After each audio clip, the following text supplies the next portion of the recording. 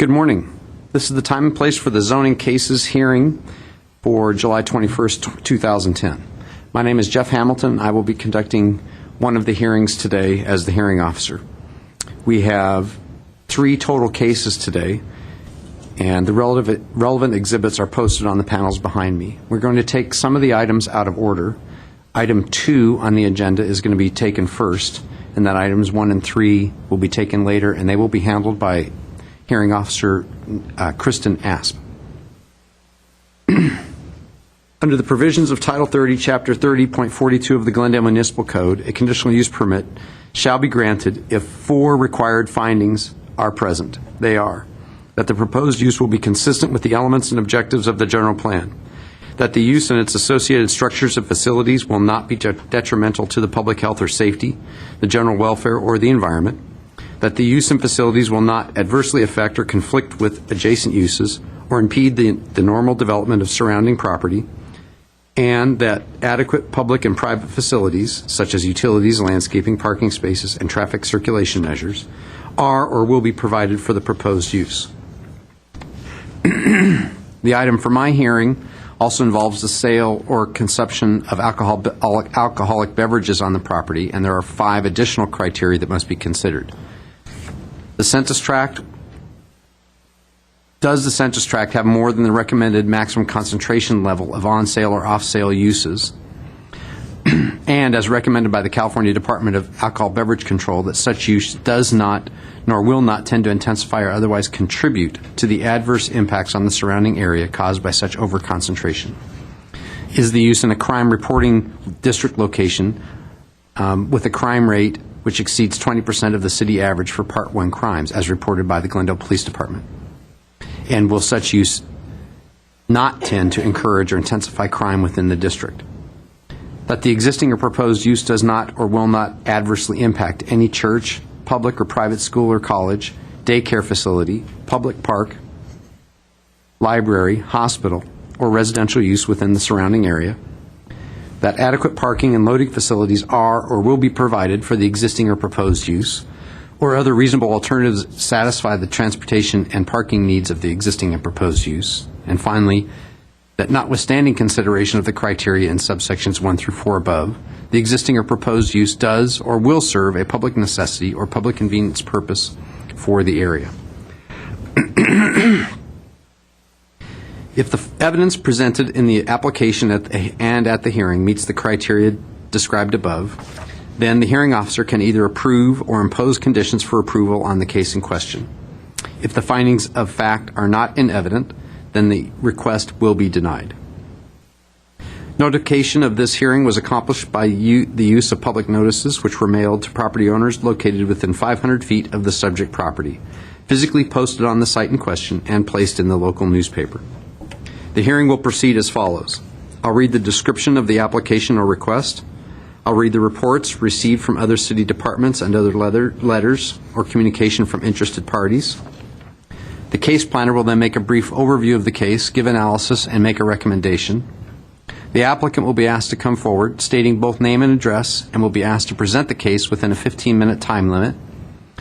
Others in support of or in opposition to the application and interested parties will be asked to come forward to speak, again clearly stating both name and address within a 3-minute time limit. Lastly, the applicant will be given the opportunity to make closing comments, if desired, in response to testimony given by preceding speakers within a 5-minute time limit. The hearing will be closed and the case taken under submission, or possibly a decision may be made at the hearing. After the hearing, the decision will be prepared in writing and will be in the form of a letter sent to the applicant and to all persons who responded to the public notice, either by speaking at this hearing or by submitting written responses, and who have provided their name and mailing address. The date of the decision will be the date of the letter. Under the appeal provisions of Title 30, Chapter 30.62 of the Glendale Municipal Code, the decision may be appealed to the Planning Commission within 15 days of the date of the decision. Anyone wishing to appeal may obtain forms and brochures on the procedures from Building and Safety Section Permit Services Center, located on the same floor of this building. If you wish to speak on any item on the agenda, please write your name and address on one of the speaker forms which have been provided at the front door, and submit this to the clerical staff. I would like to also inform everyone that the official proceedings of today's hearing are recorded on tape as part of the public record. Again, we're going to take item 2 out of order on the agenda. We're going to take that first. Item 2 is case number PCUP 2010-003, located at 831 East Colorado Street. This item is continued from hearings of June 9th and June 23rd of this year. The applicant is Williams Land Use Services, representing Hookah Lounge. The owner of the property is Afik Hunanian, and the case planner is Gevorg Nazarian. So first I'm going to, and the request is an application for a conditional use permit to permit the upgrade from on-site sale, service, and consumption of beer and wine to full liquor at an existing full-service restaurant located at 831 East Colorado Street in the C31 Commercial Services Zone, Height District 1. So first thing I'm going to do is review the comments from various departments.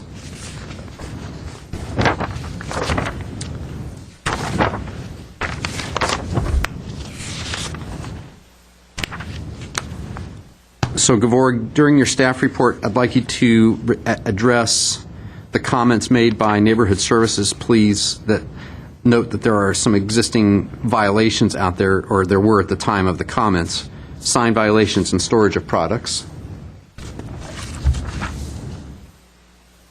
I'd also like you or police, who I see there's a representative of the police in the audience, to talk about the comments related to changing the license to distilled spirits.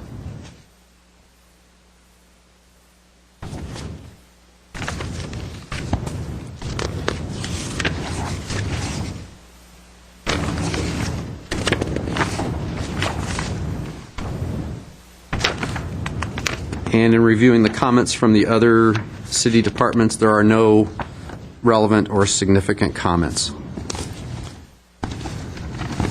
Okay, Gevorg, would you like to give your staff report? Yes. Good morning, Mr. Hamilton. As you mentioned, the subject property is located at 831 East Colorado Street. The case number is PCUP 2010-003. The proposal is to obtain a conditional use permit to allow the upgrade of on-site sale, service, and consumption of beer and wine to full liquor at an existing full-service restaurant. There was a CUP approved or granted on December 4, 2008, that allowed the sale and service of beer and wine, and it was set to expire on 2013. Staff has reviewed the case, worked with the applicant closely as it pertains to the existing violations, as you mentioned, because Neighborhood Services had been also working with them, issuing violations and trying to find remedies. There, on several site visits, I found that storage was being used under the staircase, and there was also a separate storage building that was being used to store the hookahs. And applicant has been notified, and they have tried to comply as far as I know, and as much as they could, they have done their best to comply. There may still be some violations out there, and I can check that with the Neighborhood Services. But that additional storage structure, which was, I would say, less than 70 square feet in size, has been reduced in height to less than 6 feet, so it won't be an additional floor area. So that will not be counted as floor area, and they could keep that, especially the fact that it is not visible from the street. And based on my last site visit, the storage area under the stairs, the roof structure was removed, but there were still some items being stored, and that should also be completely removed and free of any other litter. And the signs, the applicant has also indicated that some of the signs have been removed. Some that they want to keep, they will come in, work with the planning department to get permits for those signs, if they are in fact permittable. And there are two main structures to this business. There's a smaller structure to the east of the lot that is being used for the kitchen, and a two-story building to the west. The first floor of that two-story building is being used by the restaurant. There's the office space and the restrooms. Applicant also has been told and notified that the second floor of that building should not be used by this restaurant because it's an additional floor area and it will trigger other zoning violations and issues. So, Can you point out some of these features on the site plan, please? of course,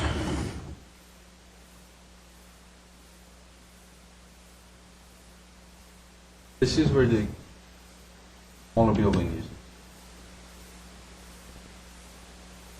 Okay. Storage I was talking about earlier. 6 feet in height, does not trigger floor area, and it is less than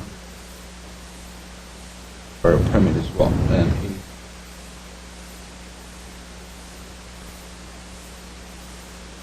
they're using that to store their other products.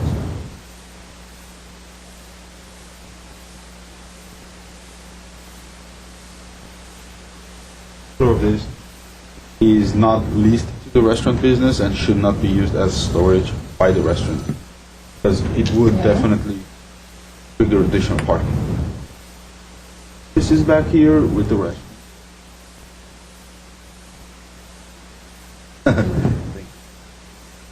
Just stand on this side, closer to the mic. Photos that that was over 6 feet. Actually see that smaller structure.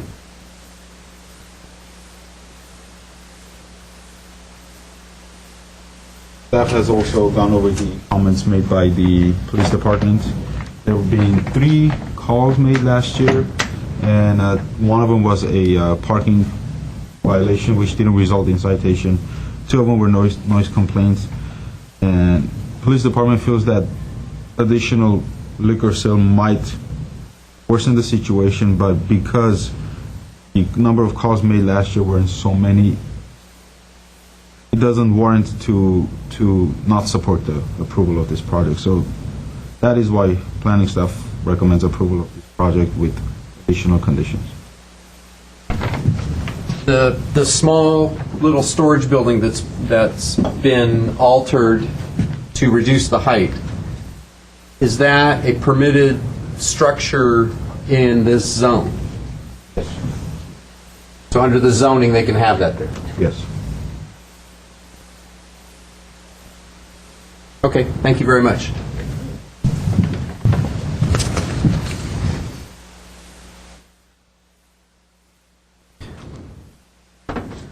Did you have anything else that you wanted to add? Not at the moment, no.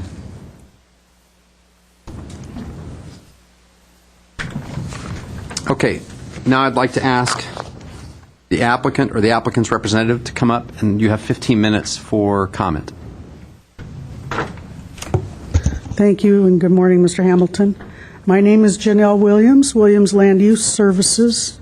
My office is located at 2418 Honolulu Avenue in Montrose. Thank you, Gavor, for the summary. It was very nice. I wanted to let you know that all of the signs have been removed, and there is no storage being used upstairs. I have another question. Any comments from neighbors from the 500-foot radius? Nothing. Okay. Thank you very much. I would like to now go into the findings and read those into the record. The first finding that we have to make, how will the proposed use be consistent with the various elements and objectives of the general plan? The Hookah Lounge is located at the northwest corner of Cedar and Colorado. The Hookah Lounge opened for business in 2005, received conditional use permit in 2008 for beer and wine. The objective of the proposed request is to further enhance the applicant's business consistent with their business plan by offering distilled spirits along with existing beer and wine menu. The property is Zone C3 for commercial service, and the use is allowed in the zone, and the property is appropriately located as described for the use. This conditional use permit would not result in any physical alteration of the building or the property. California Department of Alcoholic Beverage Control reports that the existing Type 41 license is in good standing. They have a full-service kitchen where everything is prepared fresh and delivered to the table by wait staff. The C3 zoning designation permits the service of beer, wine, and distilled spirits with the conditioned approval that we seek. The second finding is why will the proposed use and its associated structures and facilities not be detrimental to the public health, safety, general welfare, or to the environment? Typical conditions will ensure that the operation of the restaurant will be in strict accordance with the requirements of the code and would not be detrimental to the health, safety, general welfare, or to the environment. Conditions have been imposed to help reduce impact to the adjacent businesses and neighbors. And alcoholic beverages are not consumed outside of the restaurant. Food will be required to be served at all hours the establishment is open for business. Hours of operation are currently compatible with surrounding businesses, causing no conflicts, and no changes are proposed to the hours of operation. There will be no separate bar, and no changes in operation are proposed. IDs are checked regularly, and those over the age of 21 have a stamp placed on their hand.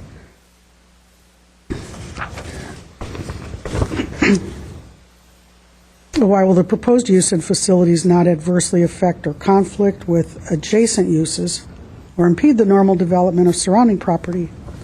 The restaurant and hookah lounge is existing and has not adversely affected or conflicted with the adjacent uses. Since it is existing in an area that's fully built out, there's no chance of it impeding development of surrounding property. No changes to the building or operation of the business will take place with this grant. Existing security services on the property ensure the peace and quiet in surrounding neighborhood, and we would propose to continue providing security services during the evening hours of operation. Security currently effectively monitors areas outside of the facility and off of the premises as well to ensure orderliness, cleanliness, safety, and traffic control for arriving and exiting patrons and into the adjacent neighborhood. Number 4, explain how adequate public and private facilities are or will be provided for the proposed use. The hookah lounge is located on Colorado Street, which is classified as a major arterial in the circulation element of the general plan. This element identifies this street as having a predominant use character of community and regional commercial, which is compatible with the operation of the hookah lounge restaurant and its conditional use permit request. Adequate utilities, landscaping, and parking exist to the site to conform to the City of Glendale's code requirements.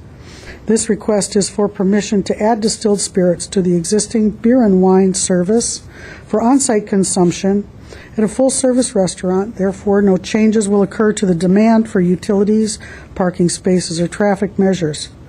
Current hours of operation are from 11 a.m. to 2 p.m. and from 6 to 2 a.m., which is compatible with the hours of adjacent uses, causing no conflict, and lunch and dinner are served daily. Because this is an application for alcoholic beverages, there are some additional criteria that must be made, and I can go ahead and read that into the record as well. Please. Okay. Well, for applications involving the sale, service, or consumption of alcoholic beverages, the following questions must be answered. If the existing proposed on-site or off-site use is located in a census tract with more than the California Department of Alcoholic Beverage Control recommended maximum concentration, how will that not intensify, contribute to the adverse effects on the surrounding area? This establishment already holds a Type 41 ABC license, which will be replaced with a new Type 47 license. So the number of licenses in the area will not change, will remain the same. There's no overconcentration of similar establishments in the immediate vicinity. To the contrary, we anticipate that the hookah lounge will continue to help revitalize the area and be a vibrant local business and social activity center in Glendale. All commercial establishments that serve or sell alcoholic beverages must be located in commercially zoned areas of the city, and as such, those certain commercial areas could tend to be overconcentrated. This particular use fulfills a cultural need in the community whereby the responsible on-site sales would enhance the operation, address the patron's requests, and complement the cuisine. Number 2, if the existing or proposed use is located in a crime reporting district with a crime rate which exceeds 20% of the city average for Part 1 crimes, how does or will not tend to encourage or intensify crime? In general, the crime statistics show that the existence of a restaurant serving alcoholic beverages does not tend to intensify crime. The development and support of a vibrant local spot such as the Hookah Lounge will discourage loitering and encourage more pedestrian and business patrons. It is a unique use, serving a population requesting traditional food, hookah, and alcoholic beverage fare, and it does not exceed the 20%. If I read the staff report correctly, I believe we're at 10% of the median. On to number 3, how will it not adversely impact church, public, private, school, college, daycare facility? No impact has been noted from the existing use, and therefore no impact would occur as a result of this modification or upgrade of this license. It's a neighborhood establishment serving restaurants as well as patrons and employees of local businesses. The ability to have an alcoholic beverage with meals is an anticipated amenity in conjunction with the service of food in a vibrant establishment fulfilling the cultural and social needs. Food would be served with any alcoholic beverage order. And how does adequate parking and loading facilities provided? Again, going back to the conditional use permit findings, all structures, parking, utilities, and streets are existing and adequate for the establishment. The adequacy of the public infrastructure will not be affected by this application. The existence of the restaurant doesn't create an impact on traffic patterns in the area or create any burden on existing public facilities or infrastructure, and adding distilled spirits will not change traffic patterns or parking demand, and as noted, traffic and transportation have no concerns with respect to this application. And how will the proposed use serve a public necessity? Well, given the restaurant's record as a good business establishment in Glendale, and in view of current patron approval and support of the Hookah Lounge, and in light of the fact that there were no protest emails or letters, phone calls, or anything of that nature with respect to this application, we believe that the public convenience will continue to be served and met.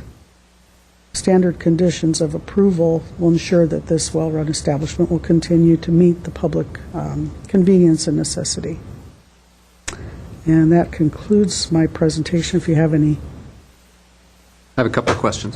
okay. First, do you or the applicant or the owners that you're representing, do you have any objections to any of the proposed conditions of approval? There is one condition of approval that we are working on. We have difficulty with, and it's 8.52, the smoking ordinance condition. In that culture, it's appropriate and common to pair food with hookah, and they've opened their doors in 2005, which was prior to the enactment of that ordinance. And so they are one of two similar businesses that were in operation before that ordinance came into play. They were cited and given the option, in fact, the violation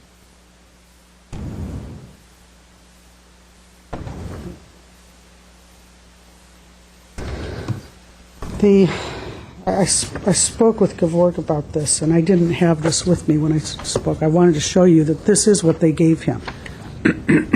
The variance procedure handout. So that is why we attempted to apply for a variance, to seek relief from that. However, it apparently is not allowed in, that avenue is not available to us, so we have to work with city management and the city attorneys to try and work out another solution to that. So what I'm asking you, if possible, if you could simply require the hookah lounge to abide by all of the rules and regulations, codes and ordinances of the city of Glendale, and that'll cover the issue that we're talking about, but it's a little bit less specific in its language and as we try to work through this issue. Well, I just want you and the owners to be clear that whether this condition is there or not, in effect, it still applies. I understand that. That's why I'm asking you to not be as specific. We understand that that it is the law of the city, and we have to work through that. Right. And further, that my authority as a hearing officer does not allow me any opportunity to provide any relief I understand. from that other portion of the municipal code. Yes, sir. That's something you're going to have to discuss with Gevorg and possibly the city attorney's office or Yes. neighborhood services to figure out a solution for that. Yes. Not my purview. I understand that. That's why I'm asking for Okay. that language to be modified a little bit. I heard that there's no storage going on upstairs, and I Correct. heard some of the storage under the stairs has been resolved, but Some of it has been resolved. There are a couple boxes under the staircase, and those are going to be removed today. okay. But as far as all of the signs are gone, So all the signs are gone all the signs are gone. that were cited. Yes. Okay. All of the signs. Very good. And as Gevorg had stated, we cut down the height of the small storage shed so that it would not be visible from the street. And he's been out there and has inspected that as well. And you've confirmed that it's below the height of the fence. Yes. Very good. Will the restaurant remain open to the public at all times, or will it occasionally be used for private parties? It's never been used for private parties, and it would remain open to the public. Very good. We don't have a dance floor. We don't have live music. I don't have any other questions for you at this time. Thank you very much. Thank you very much.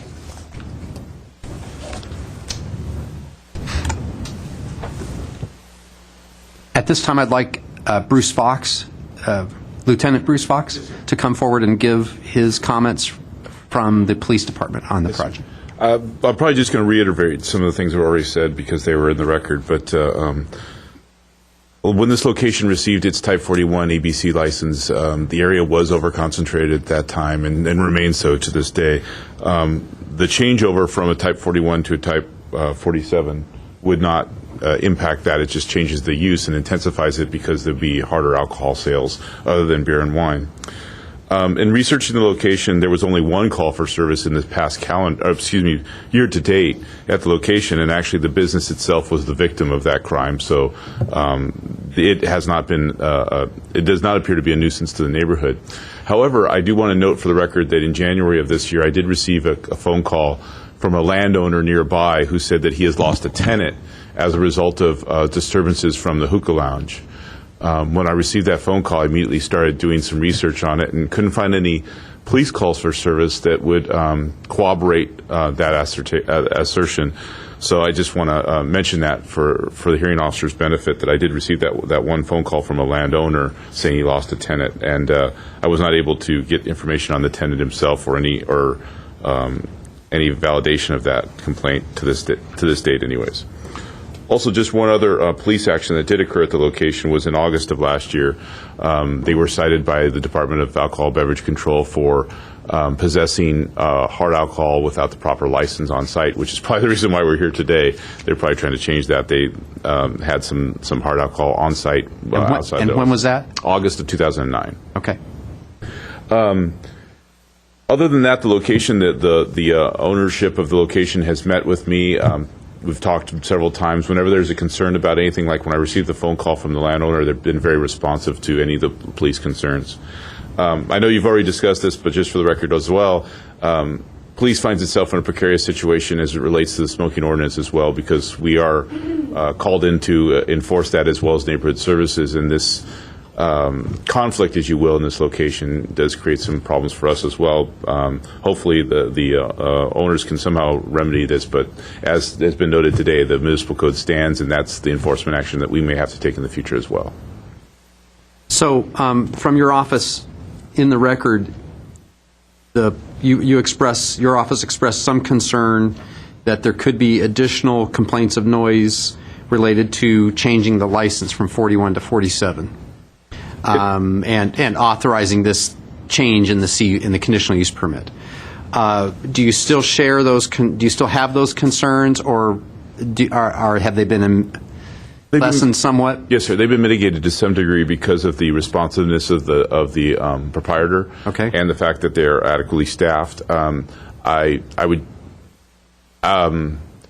Whether we condition them or not to do this, it's just important that they keep enough staff on hand to monitor the customers, because harder alcohol does sometimes intensify noise complaints. Sure. Okay, I don't have any other questions for you. Thank you, sir. Thank you very much for your testimony. Okay, is there anybody else from the audience who would like to speak on this item that is not the applicant? Okay, I don't see anybody. So then the applicant has 5 minutes for a rebuttal argument. I can do this very quickly. I just wanted to let you know the number of staff that they have on site is 20. There's At all times, or is that their total employee complement? Or total employees. So at any particular time during operations, how many might be? Okay. 12 to 14. 12 to 14 for the record. Also, the violation, the alcoholic beverage control violation of 2009 was not serving alcohol to patrons. It was a bottle that was inside of the office, which is locked. So that one, I don't know how many bottles, but it was locked within the office for the proprietor's use. Okay. And that's been remedied. Okay, that's all I have to say. Okay. Thank you very much. Seeing nobody else who wishes to speak on this item, I'm going to close the hearing and take this item under submission. I'll be rendering my decision within the week and be drafting a letter, the decision letter within the week. I'm not prepared to render a decision right now. So this hearing is closed, and then I'll be passing the gavel to the next hearing officer, Kristen Asp.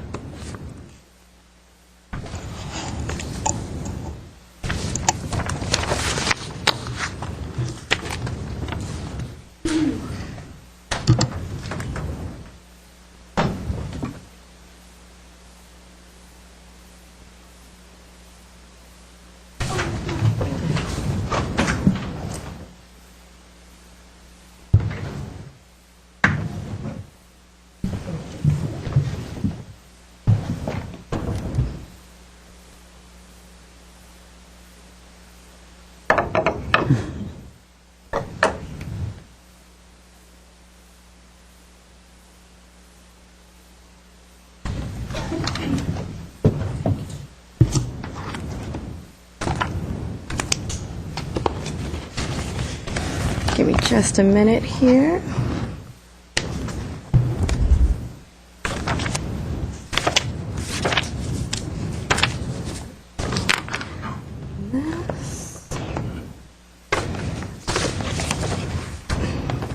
Okay, good morning again, as we have a switch of hearing officers this morning. Hearing Officer Hamilton summarized all the proceedings and read all the required findings for all the agenda items today, and so we will move on to the next item, which was item number 1 on the agenda, but was moved to number 2, and that is for case number PCUP 2010-007, 902 Stewarton Way. The applicant is Alan Malekian, and the project description is an application for a conditional use permit to allow the construction of a new 4,710 square foot residence with a new deck and a swimming pool on a lot less than 80 feet in width, located at 902 Stewarton Way in the R1R restricted residential zone, floor area district 3. I'm going to turn it over to the case planner, Jaleh, because I believe that there is a request for continuance on this to next week, July 28th. So if you could Correct. summarize that for those at home. Exactly. Thank Thank you, Jaleh. The staff recommend that the case be continued to that date, 28th, and it's been noticed for that date. Also, the posting is done on the site. Okay. So hearing that, this case will be continued to July 28th, 2010, with the new notice that staff indicated. So it was new notice of 500 feet as well as posted on the site, correct? Correct, exactly. Okay. So that item is continued. Okay, great. Thank you. Thank you. And moving on to the last but not least item on the agenda is case number, pardon me, Shanaz? Is Chris Baxter available? Thank you. I'll go ahead and read the case description while we get the case planner. Case number PCUP 2010-018 at 208 North Brand Boulevard. The applicant is Tavern on Brand Incorporated, care of Soren Tutunjian. The project description is an application for a conditional use permit to allow on-site sales, service, and consumption of alcoholic beverages at an existing full-service restaurant located at 208 North Brand Boulevard in the Downtown Specific Plan, Alex Theater District Zone. I'm going to go through the file and see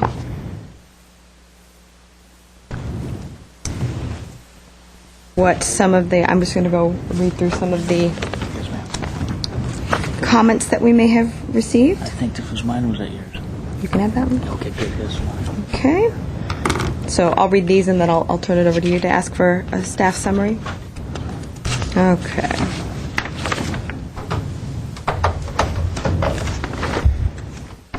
Okay, so we do have no major concerns from police, but there is a memo on file just noting that Tavern on Brand is located in a census tract that only allows for 3 on-sale establishments where there are currently 24, and that the Tavern on Brand is one of the existing 24. And based on some crime statistics,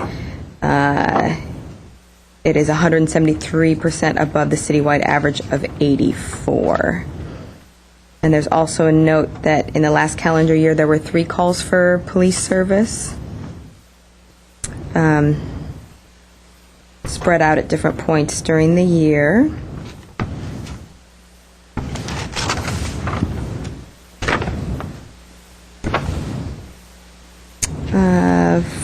From Community Planning Neighborhood Services Division, there's an existing code enforcement case on this property for operating without the required conditional use permit, and so going through this process would potentially correct that.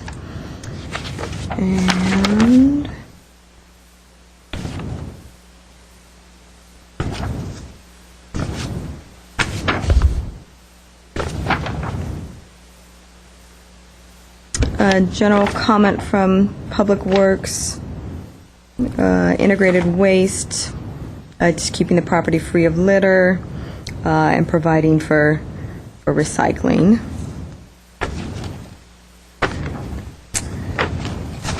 And that appears to be it for comments from other departments. I will now turn it over to staff. Mr. Baxter, if he could summarize the case for everyone. Thank you.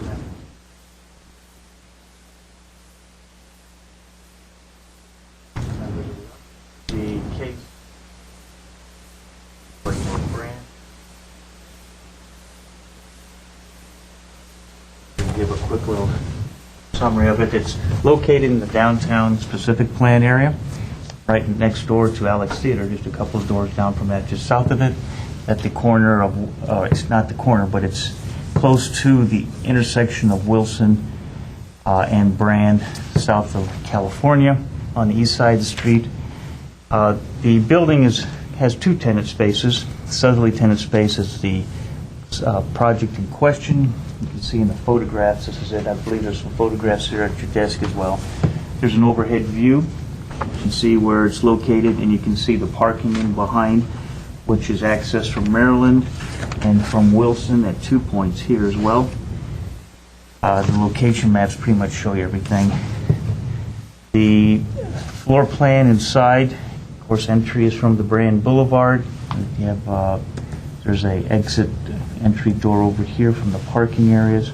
They have a mezzanine from upstairs. They have 6 parking spaces at the rear of the property on their site.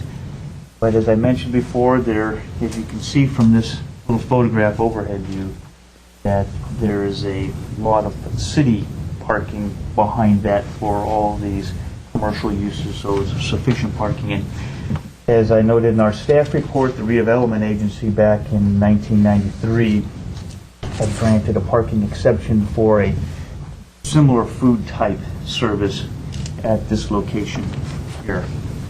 And that was 1993, you said? Yes, ma'am. That was December 5th.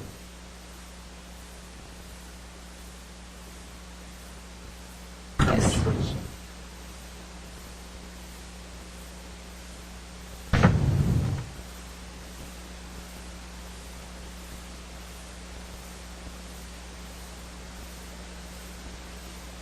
Name it.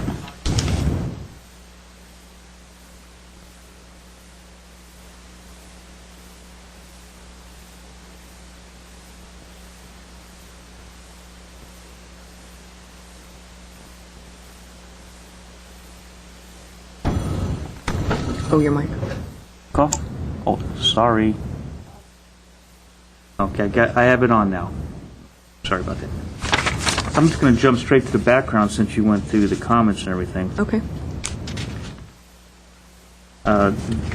In the staff commentary or analysis, the staff noted we have to look at things such as the general plan, and we felt that in the downtown specific plan area, when you read through the documents, both the general plan and the downtown specific plan, we didn't feel this project would be a detriment to the public health or safety or anything, because the downtown area is an area that encourages entertainment and restaurant activities, such as what we have at this location. And it is a place where, a location where the city anticipates these types of commercial establishments. We also, because of that, which ties into some other issues, is that we don't feel that it would affect or conflict with adjacent uses. Again, there are many restaurants up and down the street. There's the theater just a few doors to the north of it. So it fits right in with the character of the area. Even though, for instance, the police comments have some issues about over-concentration things, it is located within a part of the city that if the applicant operates the business appropriately, this is something that the city has come to expect and encourages in these areas, in the downtown area. It's also, this area is surrounded by other downtown commercial areas that have similar types of characteristics.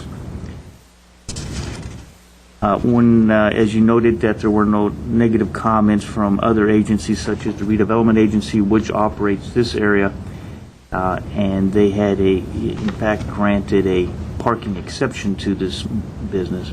We had no problems from the traffic engineering as well, which often has comments when you have a restaurant type of business where people get together in this nature. That pretty much wraps up staff's comments. We have the findings here, but I think the applicant was going to go through some of those findings, and he may incorporate some of the things that staff has noted here as well. Okay. Thank you, Mr. Yes, ma'am. Baxter. I will now move on to all the speaker cards, and I'm going to start with the one that says number 1, Lee Rabun. Good morning. Good morning, Ms. Asp. My name is Lee Rabin. I'm a consultant with CLR Enterprises Incorporated. Our address is 420 South San Pedro Street, Suite 225, Los Angeles, California, 90013. And we represent the applicant in this matter, Tavern on Brand Incorporated. Its president, Mr. Surin Tutunjian, is here with me, along with a few of his neighbors and customers who would like to speak to you when I'm done. I would like to begin by giving you a list of exhibits, a set of exhibits that I'll be referring to. Okay. And I ask you to excuse the tackiness of my tabs. I had computer issues last night. The Tavern on Brand Incorporated purchased this restaurant, an existing Mediterranean restaurant at the time, in July of 2009. The Type 47 on-sale general eating place license has been in existence at this location since 2006, allowed pursuant to case number PCUP 2006-018. Tavern on Brand undertook the remodeling and conversion of the restaurant to become a sports bar and a gastropub. Gastropub is kind of the new terminology in the hospitality dining business. The most well-known would be the Yard House or even the Cheesecake Factory. It's a restaurant whose focus is entertainment or sports, but who has fantastic food, and Tavern on Brand falls into that category. And I'm sorry, it's called a gastropub? Gastro. Okay. Yeah, as in gastrointestinal. Okay. Just curious. Thank you. The founder of Tavern on Brand was Edward Tutunjian, Surin's son, who tragically expired in December of 2009 after an automobile accident. So Surin took over the operation of the business. His profession and trade is a real estate broker. But after his son's unfortunate passing away, Surin took over the restaurant and began operation. In March of 2010, the city of Glendale came by and advised him that the 2006 conditional use permit had expired in October of 2009. That caused the lapse in conditional use authority. We filed this application as soon as we could in mid-April. The floor and plot plan that I've supplied you shows that Tavern on Brand measures 2,669 square feet, providing 82 seats on the interior, 15 seats at a fixed bar counter. Approximately 1/4 of the square footage is dedicated to food preparation and storage areas. Tavern on Brand employs 10 people. There are 4 kitchen staff, an executive chef and 3 staff members in the kitchen, 4 bartenders and 2 wait staff. His average shift is 3 to 4 people, usually 3 people in the daytime, maybe as many as 4 to 5 on a weekend evening. The menu I've given you a copy of is comprised of a rather large selection considering the size and scope of this restaurant. There are 4 different salads that are served daily. There are soups and a wonderful gumbo, which is quite tasty. 7 appetizers, 9 selections for sandwiches, and 14 entrees. He also has an extensive wine list, which is something you don't typically find in your average sports bar. The sales of alcoholic beverages since January of 2010 has equaled 48% of the gross sales, and the food sales are growing beyond the 52% represented today. Surin is actually very pleased with the amount of takeout and delivery service he provides during the lunch hour and during the weekday, and by the number of catering engagements he's been hired for by the local offices there on Brand Avenue. Our hours of operation that we're requesting here today are 11:30 in the morning until 2 a.m. 7 days a week. We all know Brand Boulevard and Glendale. During the weekday, from my lips to God's ears, may Tavern on Brand be busy after midnight during a weekday, but on the off occasion, when there is business, he would like to be able to be open. It is in the Alex Theater District in the Downtown Specific Plan, where there are no immediate residential abutment, and there is adequate parking provided. And of course, Mr. Baxter, in his staff report, advised you of the CRA parking exception in 1993. We kept a petition at the Tavern on Brand over this past weekend and received 121 signatures in support. And I'd like you, when you get a chance, to take a look at the addresses, because I think it tends to establish the public convenience and necessity served by Tavern on Brand. The majority of the patronage at this restaurant are Glendale or adjacent addresses, but some come from as far away as Orange County, and here again, we just kept this for one weekend. I've reviewed Mr. Baxter's staff report and the findings he's prepared, the responses to the findings, and the conditions of operation, and I've gone over that with Mr. Tutunjian.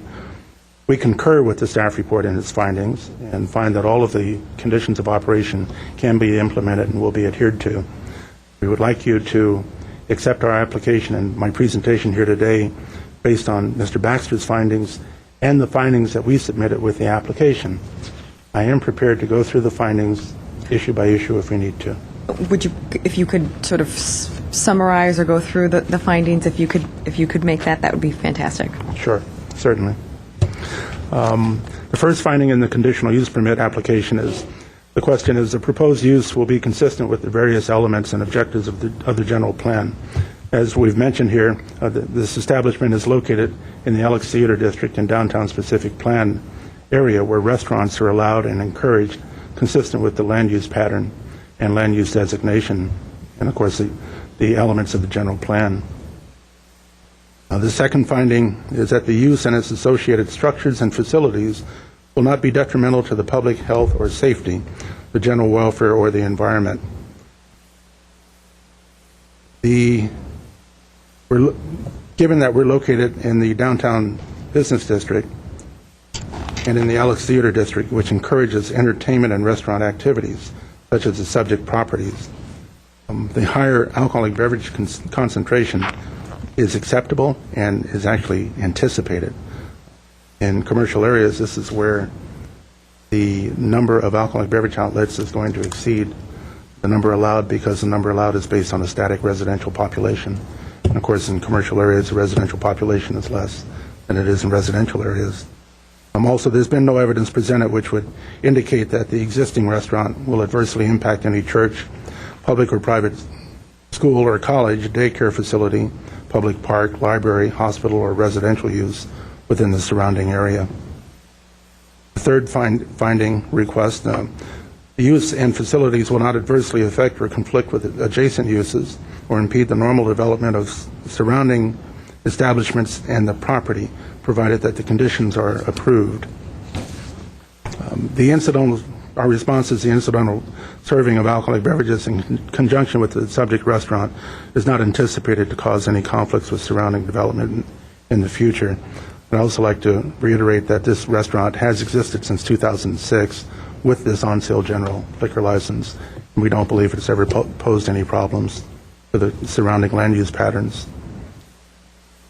Fourth finding is adequate public and private facilities such as utilities, parking spaces, and traffic circulation measures are provided for the restaurant use.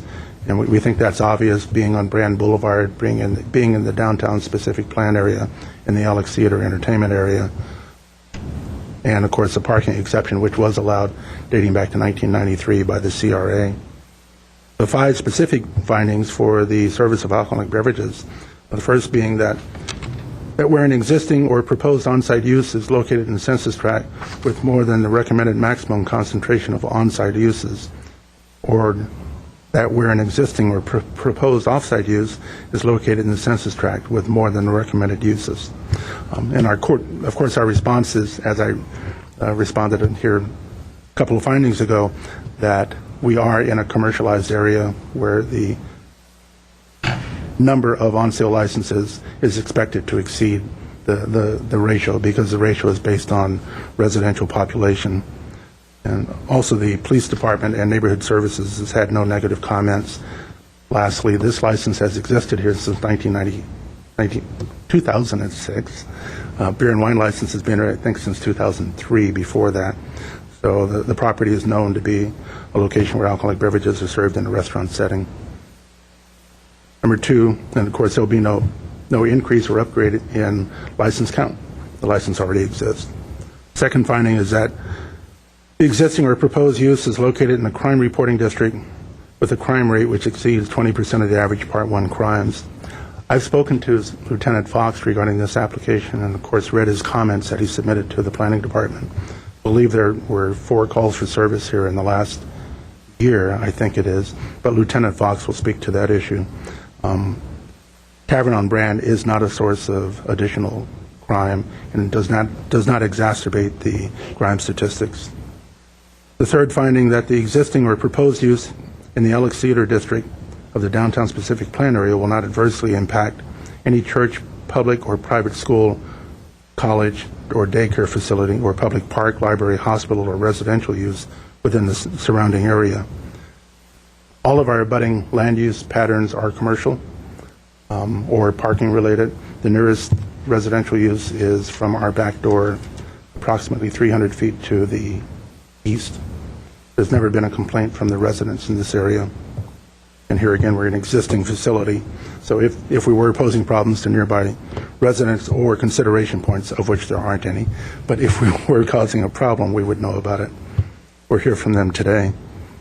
The fourth finding, that adequate parking and loading facilities are or will be provided for the existing or proposed use, or other reasonable alternatives satisfy the transportation and parking needs of the existing proposed use. We do have 6 on-site parking spaces. They're on site. We abut to the west the public parking facility located immediately east, accessed off Maryland or Wilson. And of course, Brand Boulevard is a major arterial highway designated to manage downtown traffic circulation. And lastly, I would again revert back to the 1993 CRA parking exception. The last finding, that notwithstanding consideration of the criteria in sections 1 through 4, the existing or proposed use will serve a public convenience or necessity. Public convenience and necessity, I think, is established by the fact that Tavern on Brand has become a very popular location. The majority of its patronage are Glendale residents or from nearby communities, and there are no other gastropubs in Glendale. We're the only one, and that probably speaks to why it has been a successful undertaking. I'll try to answer your questions if I can. Sure. I do have a few questions, so if you're the person to ask, I'll start with you. Yes, I am. Okay. Yes, ma'am. So just to confirm, I did hear you say that you've read all the conditions that are outlined in the staff report, and you're comfortable with them? We're fine with all of the conditions. With the conditions that are proposed. And I know you did address this in the packet you submitted to me regarding restaurant sales exceeding that of alcohol, which is the distinction we make between a restaurant versus a tavern. But, I kind of have to ask the question that, it is called Tavern on Brand. I noticed in the pictures that are in the file and upon a site inspection or site visit, that there seems to be a little more, there's some advertising for alcohol and even sort of happy hour on an awning. And, in conjunction with the way the floor plan is set up, there's slightly higher tables, more of a bar stool, if you will, kind of feel. So I just want to make sure, ask the question, do you operate more like a restaurant or more like a tavern? Yes, and understandably. The strip sign that's on the front of the awning there has been covered up since last week. Mr. Baxter pointed that out to me. Okay, because it may not meet sign code, so I think that's one of the conditions that are outlined or proposed in the for the CUP. So that's something that yes can be covered by that. And Mr. Tutunjian realizes that he needs to apply for a sign permit before he'd be allowed to utilize that sign. And I think there may be a concern with the Tavern on Brand, the actual marquee sign. So Mr. Tutunjian is going to visit Building and Safety here and see if there are any issues with that. Okay. Make sure his signage is appropriate. And how about just the other, I think there were some beer signs and advertising certain brands of beer. Is that? There are no beer signs which are directed from the interior towards the exterior. There are 2 neon beer signs which are on the south wall of the premises. Are you looking at a specials board? I'm just reading, I don't know if it's on the door or not. I don't know if it's on the door or not. It advertises Blue Moon. Just from the picture, so I'm Yeah. just, so some of the conditions are not to advertise. I just want to make sure that you're aware of that, and No, absolutely. That is on the interior, inside of the door. That's the entry door. okay, The door is propped open. That sign is visible. okay, Mr. Tutunjian knows that we're not allowed to have exterior advertising. okay, That sign will be removed. okay. I just want to Oh, absolutely. ask the question, and you, the hours of operation are till 2 a.m., and I believe that that's the outline of one of the conditions, Yes, to that's serve alcoholic beverages, and I just want to ask the question, is food served through 2 a.m.? the kitchen is open until last closing? call, Okay. till 1:30. Okay. And you did mention employees, so there is wait staff, so when somebody comes to sit down, somebody waits on them to order their food order as well as a drink order. Is your drink order? Yes. Okay. And there are 6 parking spaces that I know you use, and I know it's close to public parking facilities, but in general, do you know where your employees park? In the public parking facilities. They park in the public employee. And here again, our during the weekday, we have 3 employees. Maximum on a weekend would be 4, maybe 5 at most. Okay. Busy weekend evening. Okay. And I guess I do notice all the addresses for that were submitted in the petition.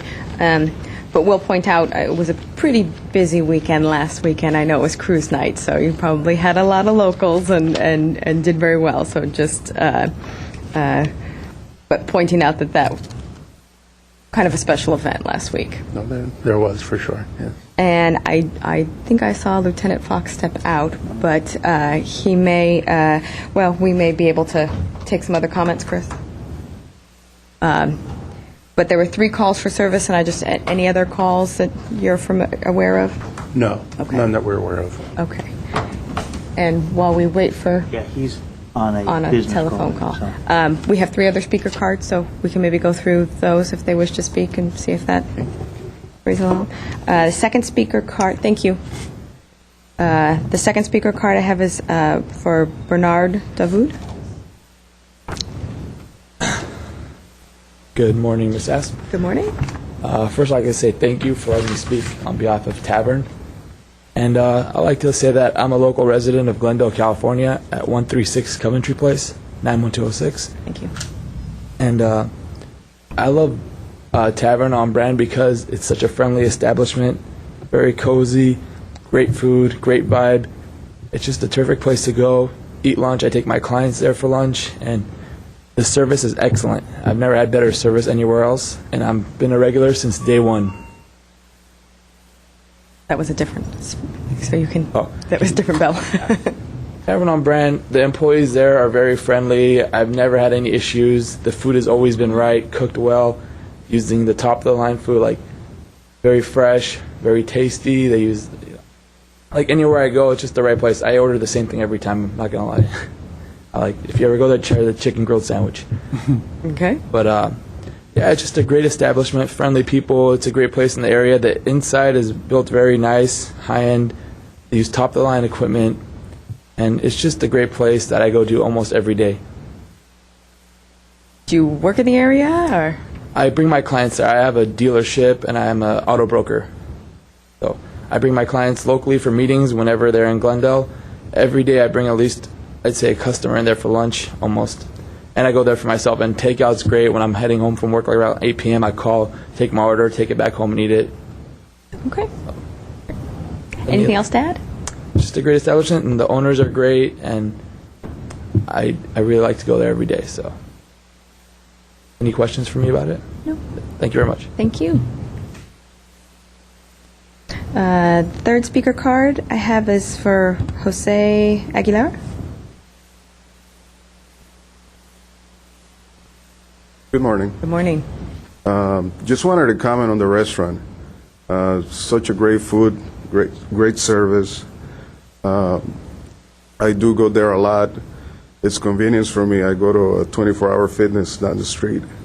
I'm sorry, could you state your address for the record? 1049 Linden, Glendale. Thank you. And just great service, great food. If there was any other restaurant better than the Tavern, I will probably go to that one, but I always go to the Tavern because they got great food and great service. That's it. Thank you. Thank you. And the fourth speaker card I have is for Kenneth Richardson. Good morning, Ms. Good Apps. morning. I'm here to support Tavern O'Brien. Their restaurant is a great establishment that had great food. I take my friends there, and I live in the community and have a pretty good, let's say, a good relationship with the workers there, and their menu is great, and I just love going to the place, and I've been going there since the establishment opened. Could you state your address for the record for me, It's please? 600 North Pacific Avenue. Thank you. That's all I have to say. Thank you. Thank you. Good support. That's all for the speaker cards, but I see that Lieutenant Fox is now back in the room. If I could have him come up and just share anything about Yes, ma'am. I'm sorry, I had to Call for step out for service a and- personnel issue there. As mentioned during the staff report, this location has had roughly 4 calls for service in the past year to date. 3 of the calls for service, take that back. 2 calls for service involved intoxicated patrons causing disturbances. One was actually, to the proprietor's credit, an incident where some people came in who were being unruly and hadn't even entered his establishment yet, and they kept him out, was the reason for that call. So that bodes well for their attention to duty. And one other was a theft that occurred at the location. As far as the overconcentration issue that was noted in the staff report, this area is overconcentrated. However, it's been identified by the city that this is to be our downtown destination district, and that we're encouraging restaurants/taverns to be in this area. So the police department is supportive of that, and that overconcentration in that area, with that in mind, is favorable. And the crimes are as a result of probably the density of the area and the fact that it is an active both daytime business area and nighttime dining and drinking and entertainment areas, so that the crimes statistics aren't that out of whack for that. Also, one other note that I'd like to make on a staff basis is that I've sent my undercover officers into the location on several occasions, and they came back and reported to me that, and I don't get this very often, that they felt that the business was very well run and that it was in a good, orderly fashion. So that's for the record as well. Wonderful. Thank you very much. Thank you. The applicant has the option for a 5-minute rebuttal if you'd like to take the opportunity. If not, I don't think I could add to anything that's been said. okay. Anybody else who wants to speak that we may have missed? Okay. I will go ahead and take this case under submission and close the public hearing, and you'll be hearing from us soon.